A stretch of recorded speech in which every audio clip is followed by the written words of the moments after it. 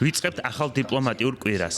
კონსულტაციები გაიმართება ევროპელ ლიდერებთან. უპირველესად განვიხილავთ უსაფრთხოების საკითხებს, ჩვენი მდგომარეობის მხარდაჭერასა და თავდაცვის მხარდაჭერის პაკეტებს. პირველ რიგში ჰაერის თავდაცვასა და უკრაინის გრძელვადიან დაფინანსებას. რა თქმა უნდა, განვიხილავთ საერთო ხედვას და ერთიან პოზიციებს მოლაპარაკებებში. ბოლო დღეებში უკრაინის წარმომადგენლებმა არსებითი დისკუსიები გამართეს ამერიკის შეერთებული შტატების პრეზიდენტის საგანგებო წარმომადგენლებთან. ახლა კი ეროვნული უშიშროებისა და თავდაცვის საბჭოს მდივანი რუსტემ უმეროვი და გენერალური შტაბის უფროსი ანდრეი გნატოვი ევროპის მიმართულებით მიემგზავრებიან. მათგან დეტალურ ინფორმაციას ველი ყველაფერზე, რაც ამერიკის წარმომადგენლებს მოსკოვში უთხრეს, იმ ნიუანსების შესახებ, რომელთა შესაცვლელადაც ამერიკელები მზად არიან ჩვენთან და რუსებთან მოლაპარაკებებში. გუშინ სტივენ იუტკოფთან და ჯარედ კუშნერთან ვისაუბრე.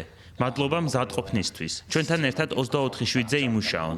ამერიკის წარმომადგენლები უკრაინის ძირითად პოზიციებს იცნობენ. საუბარი კონსტრუქციული, თუმცა არც ისე მარტივი იყო. ჩვენ მუშაობას ვაგრძელებთ. ზოგიერთი საკითხის განხილვა მხოლოდ პირადი შეხვედრით არის შესაძლებელი.